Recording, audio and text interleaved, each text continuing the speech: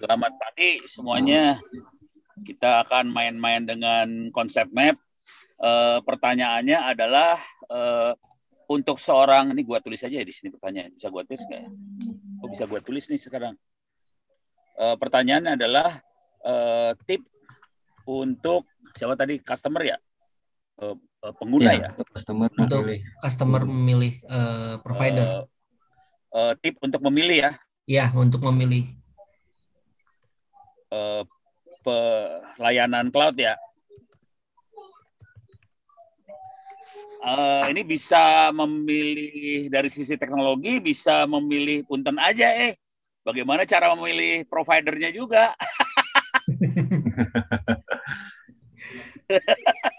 Benar sih, harus itu buat milih provider juga kan.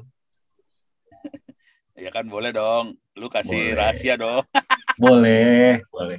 Jadi di sini ada dua ya, yang gua pilih yang gua pikir ada dua. Yang satu adalah dari sisi di sini ya teknologinya. Kan cloud kan banyak macam-macam. Buat pengguna milih teknologinya apa? Yang satu lagi provider. Milih provider. Dua dulu aja lah, gampang-gampang aja dah. Terserah mau jawab yang mana duluan. Oke, silakan. Saya yang mau jelasin. Mungkin kalau dari sisi teknologi, Kang Erlang kali yang mau jelasin kali ya. Monggo Kang Erlang.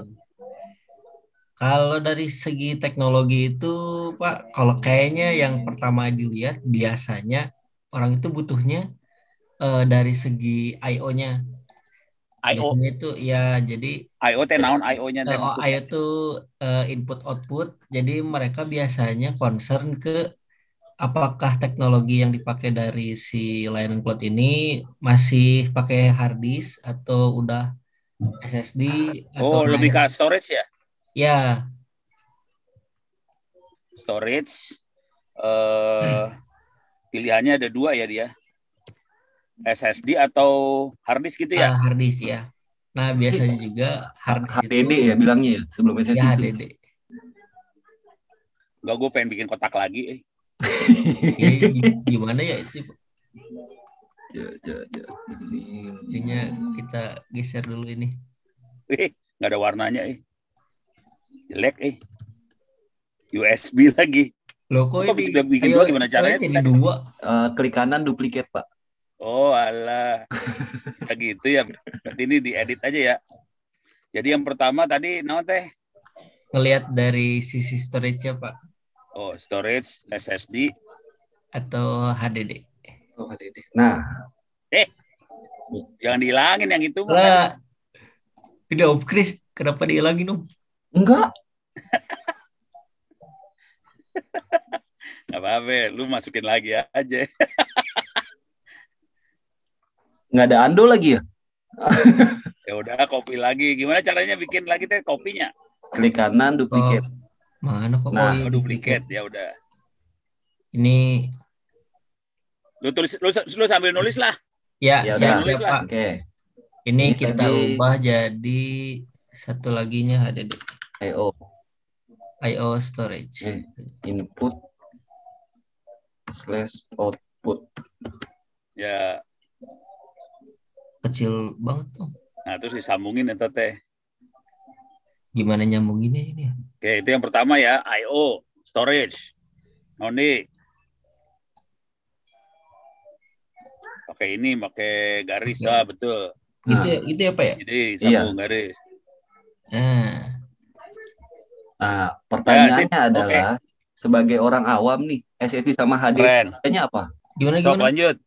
Bedanya SSD sama HDD.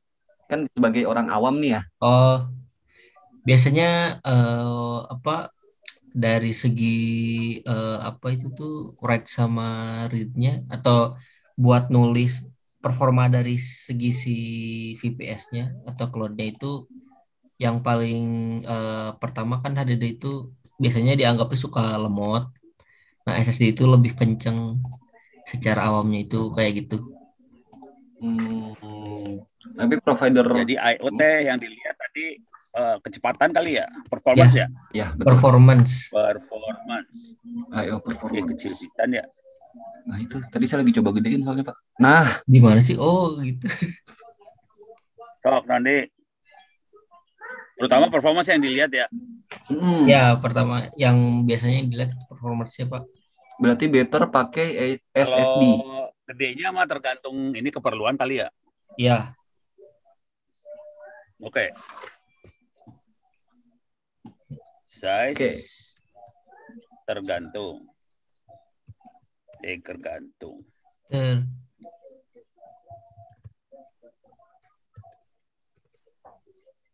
Sok. Oke, lanjut. Iya. Nah, cuman biasanya itu ini Pak. Jadi kalau kita dapat yang SSD, biasanya harus merhatiin juga ada yang SSD-nya itu full SSD, ada yang SSD-nya case. Oh, ada dua lagi. Iya, ada ini biasanya pilihannya, bukan pilihan sih, lebih ke kitanya harus aware apakah SSD-nya ini full SSD atau cuma sebagai SSD case aja. Bedanya naon eta teh? Nah, baru mau ditanya itu. SSD case itu dia sebenarnya masih pakai hard disk. Nah, kalau yang SSD full itu dia emang full benar-benar SSD. Nah, SSD case ini sebenarnya primernya pakai SSD, tapi untuk backupnya itu dia pakai hard disk itu pakai HDD. Oh, oke. Jadi SSD-nya cuma jadi kalau yang full mah benar-benar full aja ya? Ya. Nah. Oke. Gue baru tahu ada yang case SSD. Jadi hard disknya ada dua, dalamnya apa gimana itu teh? Jadi biasanya di infrastrukturnya itu dia SSD-nya cuman lebih sedikit dibanding total hard disk gitu. Karena dia biasanya milih kita mau apakah SSD ini dipakai buat nge-read atau dipakai buat nge-write gitu, prioritasnya nanti sebaliknya kita biarin si hard disk yang kerja gitu.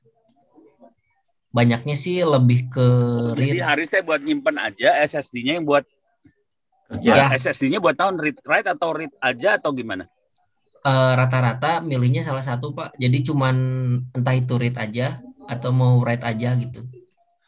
Oh, banyaknya gitu? Itu read sih, banyaknya itu read. Jadi write-nya nanti di hard disk. Banyaknya read, write-nya lemot ya? Iya.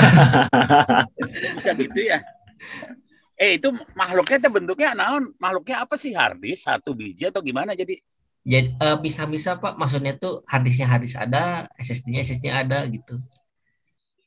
Berarti dalam satu mesin itu ada dibilang ada dua. SSD-nya, ada hard disk-nya gitu.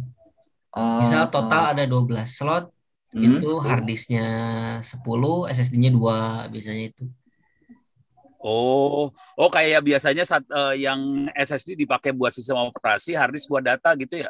Ya, contohnya kayak gitu Pak, simpelnya. Tapi simpelnya mah kayak gitu, tapi ini bisa lebih rumit daripada itu ya? Bisa lebih rumitnya. Oh, ada yang kayak gitu ya? Baru tahu gue. Keren. Sok, lanjut.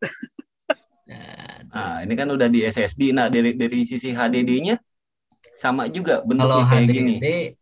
Mungkin nyambungnya sama SD case kali ya. Jadi dia jogres gitu antara HDD dan SSD. Tapi fungsinya sama, read and write. Sama. Konsepnya sama. Atau dipisah lagi, ada HDD yang di bawahnya HDD itu ada apa lagi sih? Enggak, itu kalau HDD kayaknya nggak ada deh, Udah nggak ada. Ya. Kan kalau yang di atas ini kan yang SSD ini kan istilahnya kan ada dua nih. Yang atas itu kan SSD full SSD kan istilahnya kalau orang-orang zaman sekarang tuh bilangnya abang-abangan. Nah, si SSD case-nya ini ade-adean gitu. Di HDD gitu ada konsep kayak gitu juga nggak? Nggak ada, karena HDD kan udah lemot, jadi nggak bisa dibikin juga. Harus ada satu level di atas lah gitu minimal biar bisa dibikin konsep setengah-setengah.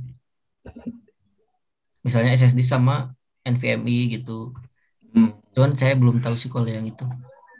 Oke, berarti tadi dari sisi pertama dari sisi performance udah Berarti yang kita saranin sebetulnya lebih ke SSD aja ya, biar lebih aman gitu. Buat yang sekarang sih mungkin karena udah banyak yang SSD, jadi ya Apa mayoritas provider udah fix pakai SSD? ya mayoritas, apalagi kita sebagai cloud kilat juga kan sudah full SSD. Oh, kalau cloud kilat kan selalu update ya teknologi ya. Update. Ya Pak Ono ya. Ya, Cloud Bukan Kilat Pak mah Ono ya, update Pak Ono. terus. Akhirnya customer yang pusing ngikutinnya, gua harus upgrade OS gua pening. Mana weekend lagi ya kan update-nya. Kalau hari biasa kan ada RPM segala macam tuh ya. Iya. Nah, soal yang tadi tuh Kang Erlang yang RPM tuh. Oh, kalau RPM itu ya kalau di HDD biasanya kan pakai RPM tuh Pak. Cuman kalau di SSD kan nggak ada. Sebenarnya nggak apa ya Efek ya. ya setahu saya itu nggak terlalu ngefek karena RPM, kalau RPM berarti kan ngomongin HDD dan rata-rata RPM-nya itu sama yang menurut saya gitu. Setahu saya, sorry maksudnya 7.200 Beda-beda kalau nggak jauh salah ya. Pak. Oke, siap. Berarti buat dari sisi storage udah cukup ya. Ya kalau dari storage udah cukup. Nah, berarti tadi kebetulan Pak Ono nyinggung soal update OS. Nah, berarti kan OS juga harusnya masuk pilihan dong di teknologi. Ya. Nah. Oh, oke. Kita geser kali ya. Ke bawah. OS-nya performance berarti duplicate. Tapi saya masih bingung narik garisnya gimana ini.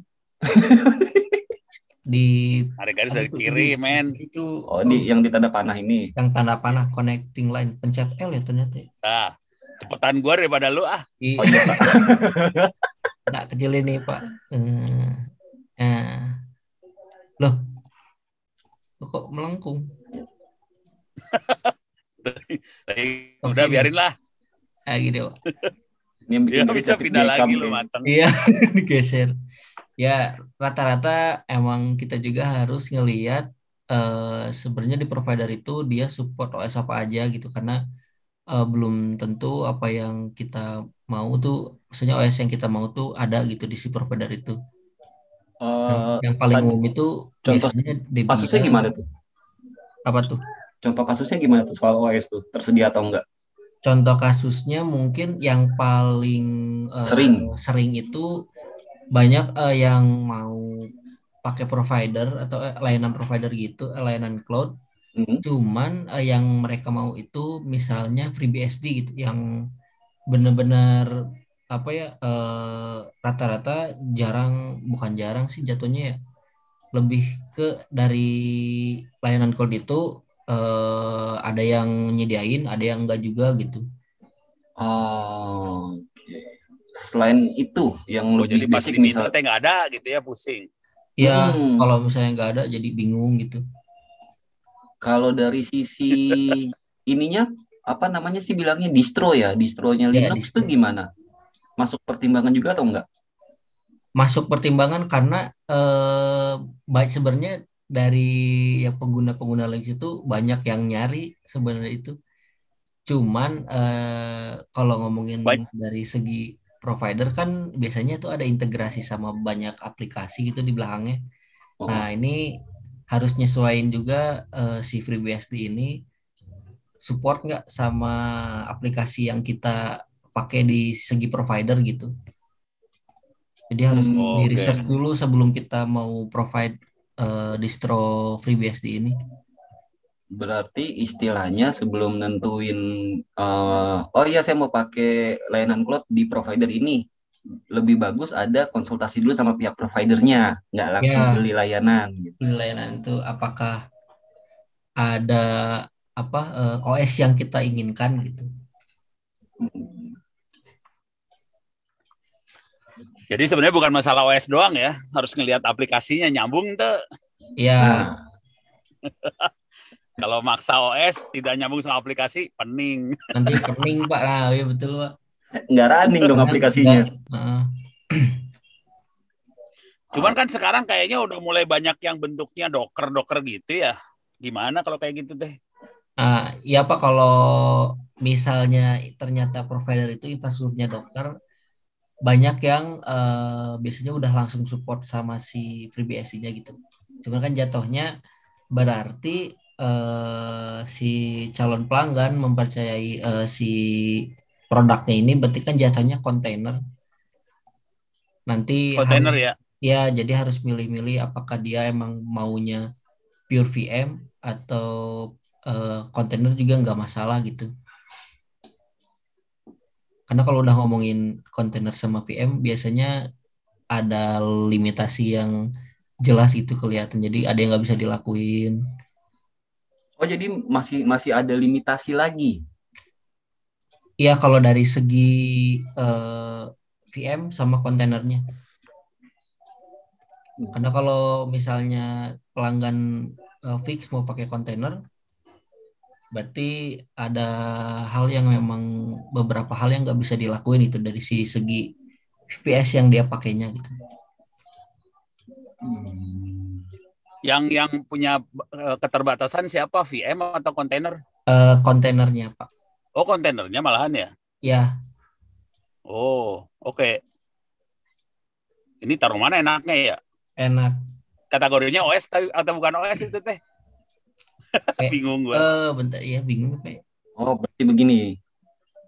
Nah, dari OS tarik ke kontainer. Nah, dari kontainer ini ada. Oh, OS tarik ke kontainer. Nah, coba saya tarik ya.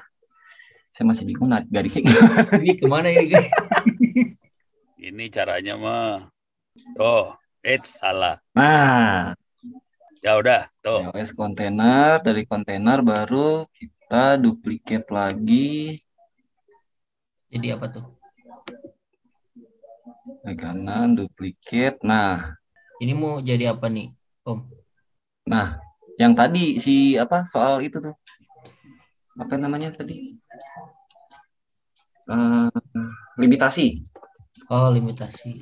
Nah, limitasi. Oh, limitasinya. Limitasi kontainer ya. Okay. Tapi yang ada batasnya kontainer yang terbatas deh ternyata. Ini. Jadi VM lebih fleksibel sebenarnya ya. Ya lebih fleksibel. Cuman dia lebih pusing manage-nya. Betul, Pak. MT pusing gue sama VM sebenarnya. Tapi kalau disambungin sama materi kita bulan lalu, Pak, lebih pusing kalau sama kontainer VM kan tinggal atau sama pasang hosting, jadi Pak? Jalan beres, gue tinggal. Kalau dibandingin sama materi bulan lalu, Pak, hosting sama VM lebih pusing mana, Pak? Hosting sama VM mending hosting jadi terbatas. Oh, hosting dengan segala keterbatasannya. Kalau kesan gue kalau pakai gitu si panel jadi terbatas gue. Kalau kesan bisa, saya ya. Ini ya, Pak, gak bisa masuk sama ngapa-ngapain. Iya, gak kelihatan ini sama gue. Kurang ke bawah, Dah. Oh, siap. Iya, Pak. Berarti ini tak kecilin juga tuh, Pak. Kalau di saya sih persentase zoom-nya saya kecilin. Sombong. Itu di share screen. Oh, lu pakai Zoom. Gue mah langsung lewat web, kagak ngelihat Zoom lagi gue. Oke, Pak. Terus kalau balik lagi ke performance, sebenarnya juga ini Pak, ada juga yang harus ngelihat dari jenis prosesor. Waduh. Itu yang paling ngaruh sih. Ini kita mungkin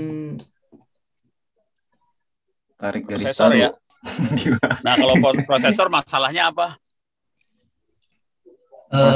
Update atau enggak gitu ya? Lebih ke situ sih. Kalau secara awam lebih ke ini prosesornya terbaru atau gimana gitu. Yang sekarang prosesor paling update apa? Saya belum update yang terbaru tuh sekarang apa gitu. Intel Xeon 6520. Yang Iya. paling yang kita ini kan pakai apa itu ya, Xeon Gold 6 seri 6 kalau nggak salah. Itu update ya? Oh, Cloud Kilat memang selalu Hmm, update. itu update. Itu update.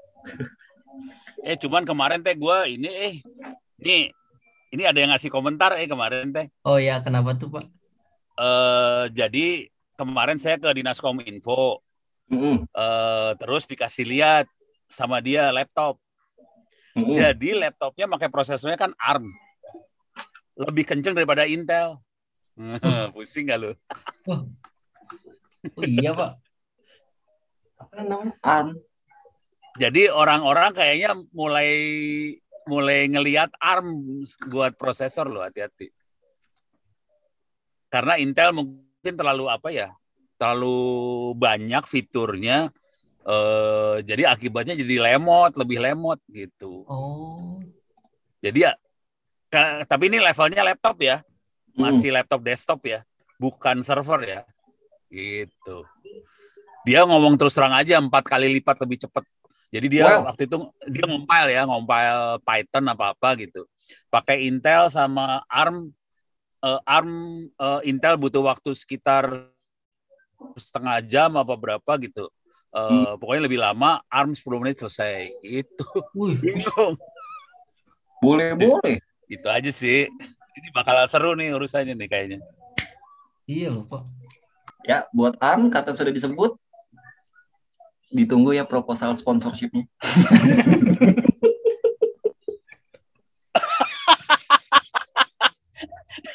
Gua kagak kepikir. Lu mah jago ya, kepikiran aja. Saya mah kagak kepikir. Ya, orang marketing, Pak. Nggak ada Pak, Om Kris orang marketing. Cari celah, Pak. Cari celah. Ya, tuh bener, kapan-kapan diundang aja mereka kali ya buat ikutan di sini kali ya. Boleh sih Pak, sebetulnya Pak. Nanti dicari kontaknya dulu Pak. Kalau ada perwakilannya, gue mau ngerti. Kalau Intel mah ada, Intel Indonesia ada. Waduh. Suruh ngomong Intel, udah gitu ARM suruh ngomong. Kita mah netral aja ya. Kita dari sisi user sama sisi provider ya. Iya, lu mah provider. Kalau gue kan netral banget gue mah. Nondi. Prosesor, oke ya. Pertimbangan apa sih yang harus dilihat dari prosesor selain dari sisi update-nya? Mungkin kalau menurut saya memang dari itu aja sih.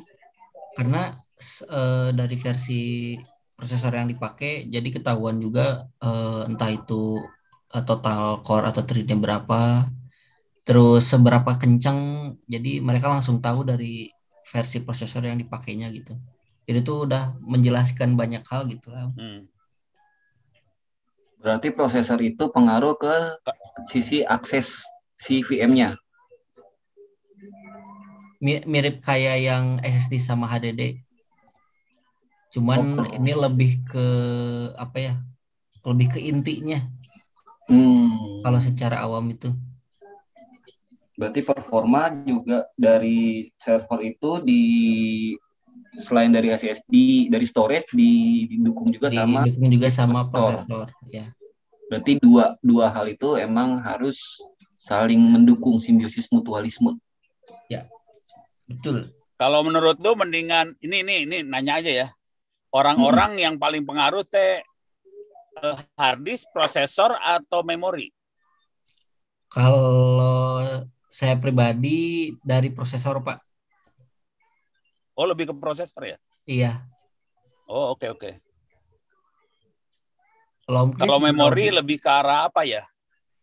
Kalau memori jatuhnya lebih ke seberapa banyak aplikasi yang bisa jalan, rata-rata itu kayak gitu Pak.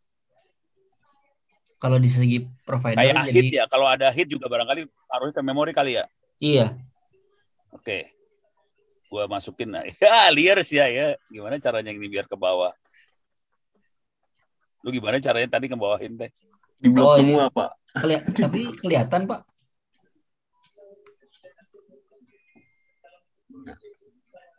Memori ya? Iya, memori. Jadi itu teh lebih ke arah hit ya? Lebih ke arah hit. Kalau yang tugasnya nyimpen cache itu apa? Tugas nyimpen cache itu bisa memori, rata-rata memori sih. Memori bisa juga ke hard disk storage maksudnya. Oh, makanya kenapa orang kalau pakai aplikasi banyak itu lebih ke arah dia milih RAM yang lebih banyak ya. Ya, Memori itu RAM kan ya? ya memori itu RAM. Awam banget saya ya.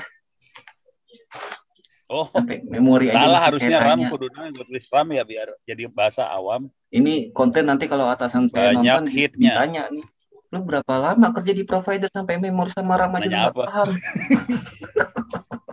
Soal pertanyaan saya yang tadi, memori sama RAM itu. Terus kalau atasan saya nonton ditanya tuh, lu berapa lama kerja di provider sampai memori sama RAM aja lu masih bingung?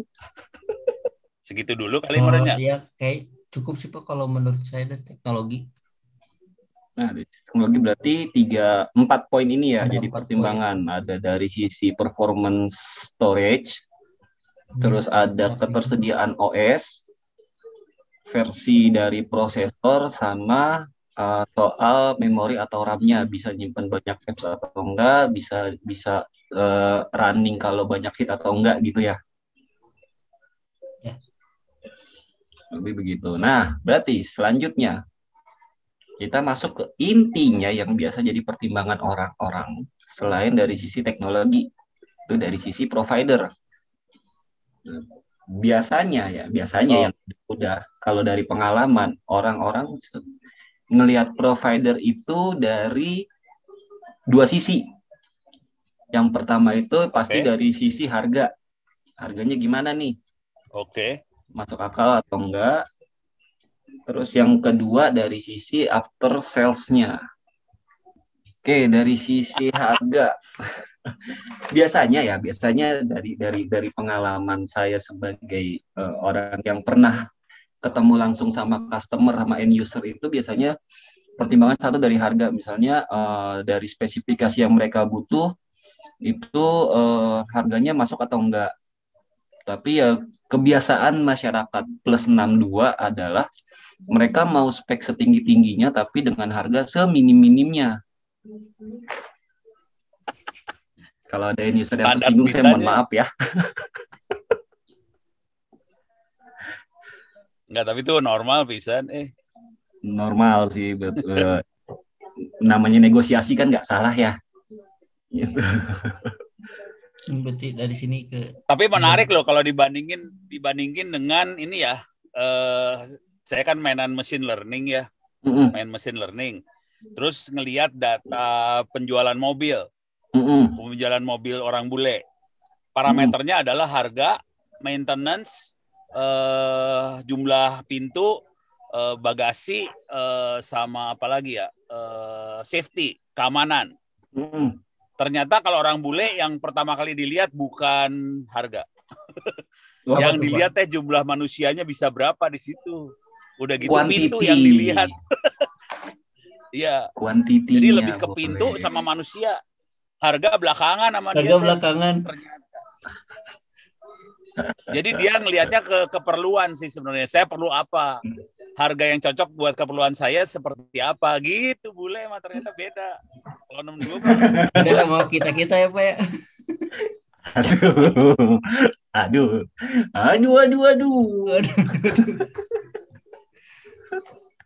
Sok naon deui harga. Spek harga. Nah, biasanya soal harga ini kalau balik lagi ke soal siapa usernya ya. Biasanya kalau misalnya memang dari sisi usernya itu adalah perusahaan atau corporate tuh biasanya harga itu bisa dikategorikan jadi nomor 2.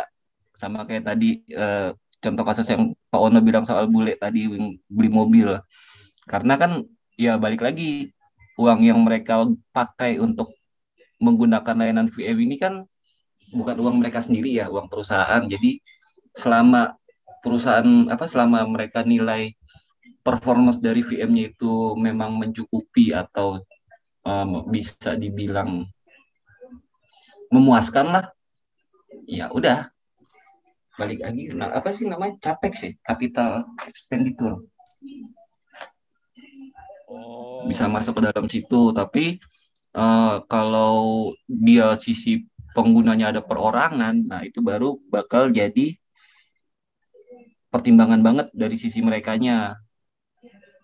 Itu biasanya yang dilihat Oh, pertama jadi kan dari sebenarnya sisi harga tergantung dulu sih. ininya ya, Tergantung penggunaan nantinya, harga, end tapi nanti usernya. akhirnya tergantung dia perorangan atau corporate. Hmm. Oke. Kalau corporate kan biasanya kan yang dilihat kan after Terutama sales nih. ya, Nah, kalau after salesnya bagus, corporate juga. terutama perorangan ya tadi. Hmm. Dari sisi Sorry. Tadi corporate lebih ke performance atau ke after sales? Ke performance sih. tadi. Oh, performance. Performance dulu, setelah performance mereka rasa cukup, baru mereka akan melihat sisi after salesnya. Oh, itu yang kedua ya. Jadi ini pertamanya performance dulu nih ya. Jadi mungkin bisa Gua ditarik kasih nomor garisnya 1 begini. lagi. Oh, gitu. Pintar lu. Gitu. Nah, tapi kalau perorangan, Ya, tempat sudah mulai tidak cukup. Gimana caranya biar lebih cukup? Bingung gue. biasanya dilihat itu. Nah, kalau soal No, harga deh. sih, pertama kayak gitu. Nah, soal after sales biasanya adalah orang-orang nih namanya end user kan nggak mau tahu ya. Misalnya mereka lagi akses VM-nya itu tengah malam, tapi saat diakses itu nggak sesuai dengan apa yang disampaikan di awal saat mereka mau berlangganan. Nah, biasanya mereka pasti ini supportnya bener nggak nih 24/7? Karena biasanya kan ada beberapa provider itu yang bilangnya 24/7, tapi setelah office hour atau setelah di atas jam 10 malam saat customer open tiket yang jawab adalah bot. Jadi Gitu. CS di tes ya? Ah, ini beneran gak nih 24/7? Walaupun kadang-kadang ditanyain itu hal-hal yang emang, oh ya udah ketemu kok jawabnya, pengen tahu ini beneran yang jawab beneran orang atau Kasihan bot banget ya nih. CS-nya ya. Oh, tapi Cloud Kilat tenang, Pak. Cloud Kilat selalu 24/7, Pak. Berarti lu manusia standby ya? Standby, Pak, karena kita supportnya banyak dan bener-bener ada sistem shifting sih. Jadi ya kita betul-betul ready 24/7 dan yang jawab itu bukan bot. Bukan robot ya? Bukan begitu kan Tapi Erlang? kalau make ini juga, kalau make non teh pakai bot sama pakai manusia dua-duanya dipakai kan sebenarnya? Atau manusia Rata-rata doang? ya kayak gitu kayaknya. Nyampur kan ya? Dua-duanya dipakai kan? Rata-rata nyampur, Pak. Mungkin kalau bot itu biasanya buat respon pertama. Respon time sih. Kan biasanya provider itu kan ini sih bisa dibilang nggak masuk ke dalam tips memilih cloud ya. Tadi gimana sih mau ngomong apa sih gue? Bu ya. Lupa deh. Short memory banget. Ini masalah after sales aja. Bot sama manusia Oh iya. gitu. Jadi strategi lu gimana? Strategi ngurusin bot sama manusia? Di provider itu kan biasanya ada yang namanya SLA ya. Ini cuma tambahan aja melengkapi yang episode bulan lalu. Jadi kalau yang baru nonton sekarang lebih baik nonton episode bulan lalu dulu supaya lebih paham. Nambahin viewers ya kan. Nah, jadi saat namanya provider itu punya SLA. Nah, SLA itu dua, ada SLA response time sama SLA soal solving time. Nah, biasanya beberapa provider itu buat mensiasati yang namanya response time, mereka pakai bot. Oh, yang penting ya udah response time-nya kena dulu nih, walaupun yang jawab itu bot. Saat customer email, end user itu email, responnya nggak sampai batas waktu untuk merespon. Misalnya, oke, email Anda akan kami respon dalam waktu 15 menit. Nah, itu untuk mensiasati itu ya udah, yang penting pakai bot dulu. Tapi nanti dari si provider ya biasanya ada notifnya, ada tiket dari ini nih. Itu dan nanti dari sisi tim teknikalnya atau dari sisi tim customer service-nya itu biasanya udah langsung buka si tiketnya buat lihat emailnya isinya apa sih gitu. Nah, kadang kan respon time sama solving time itu kan berbeda ya. Ya. Nah, jadi bisa juga dipakai si respon time ini, si bot ini untuk respon time untuk memperpanjang lagi solving time-nya. Biasanya yang pakai bot sih kurang lebih strateginya oke. seperti itu. Gue baru tahu juga sih. Kalau SLA solving itu manusia pisan ya? Ya, kalau solving itu pasti manusia yang kerjain. Dari sisi si customer support-nya, tektokan. Nah, biasanya Kang Erlang nih yang paling sering direcokin. Ya betul. Iya betul, dari hati banget ya Pak ya. Saya tidak denial, saya tidak menolak. Ya kalau denial sekali 2 kali mungkin masih bisa Sip. gitu ya. Tapi kalau 3 kali ya paling dapat surat cinta dari HRD ya. Tapi memang sudah tanggung jawab. Oh, berarti orang tekniknya Cloud Kilat standby buat yang solving time tadi ya, betul? Ya betul Pak. Sampai respon time juga Pak. Sampai respon time juga kita standby sih. Kalau kita 100% Wow. orang yang jawab. Wow, gila lu ya. Orangnya ada berapa sih di Cloud Kilat teh? Total tuh ada 40 Pak. 40 dibagi shift ya? Enggak, kalau supportnya doang itu 20 ada ya Kang Erlang ya? 20 kurang 20 kurang dan dibagi 15 shift. 15 ke atas. Dibagi berapa shift? 2 shift, 3 shift? 3 shift. Pak. Lumayan oke ya, 7 orang. Nah, Mateng. dibagi 3 shift. Makanya berani kasih jaminan kalau kita yang jawab itu pasti orang, Pak. Tuh. Wow. Oke. Oh, yang jawab orang banget ya. Itu orang pakai telepon atau pakai naon ya? Pakai chatting atau gimana sih sekarang kondisinya? Gue nggak pernah. Gue makainya email doang soalnya nggak pernah pakai telepon. Kalau sekarang di Cloud Kilat itu cuma masih pakai 2, pakai telepon sama pakai tiket. Oh, gitu. oke.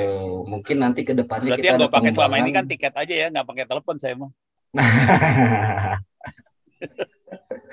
Iya, tapi buat sekarang sih baru 2 itu aja, tapi nanti ke depannya Baru mungkin 2. ada pengembangan kita di live chat sih, Pak. Oh, ada live chatnya juga. Tapi masih dalam tahap pengembangan ya Kang Erlang ya. Ya masih pengembangan yang buat live chat ini Pak. Emang banyak ini ya, demand-nya banyak, orang yang minta banyak ya? Kalau dari Biasanya kita mempermudah aja sih Pak. Oh, mempermudah aja ya. Mempermudah Iya. aja. Iya, orang pada suka chat, gue nggak suka chat, malas gue. Kita kan chatnya lewat email ya Pak ya. Sok, Nondi. Itu, nah buat yang tadi soal live chat, karena kita masih kita deploy, masih kita development, jadi buat siasatnya sekarang kita juga pakai sosial media. Nah, di sosial media kita banyak tuh DM yang nanya keluhan, yang buat nyampein keluhan-keluhan dari sisi end user. Tuh entah DM Ini di lu Instagram, di Twitter. Username-nya @cloudkilat. Oke. Sosmed.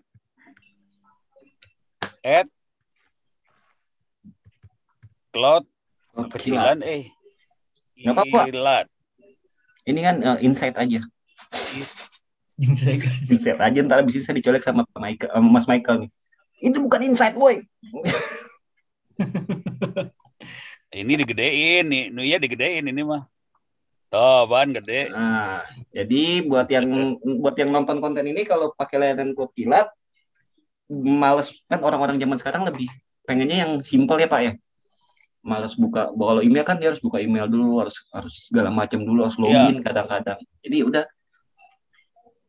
pakai sosmed biasanya lebih, orang-orang lebih bisa dibilang sekarang 90% manusia pasti punya sosmed Pak ya. Sekarang banyaknya di mana? Pada ininya di IG atau di mana? Di IG Pak. Oh, banyaknya IG ya? Oh, lebih banyak di IG sih berdasarkan itu. Tapi di Twitter Pantes. juga. Di Twitter gimana Om? Oke, gue udah merah ini baterai, bentar lagi habis, mati gue. Ya ada. Kita tutup aja barangkali ya. Udah merah gue. Ya udah, berarti kalau gitu untuk episode kali ini cukup sampai di sini. Nanti kita lanjutin lagi di bulan depan. Tanggalnya tanggal berapa? Ya, ini kan kita nggak live streaming ya. Makasih Oke, Pak Ono, terima kasih banyak. Nuhun.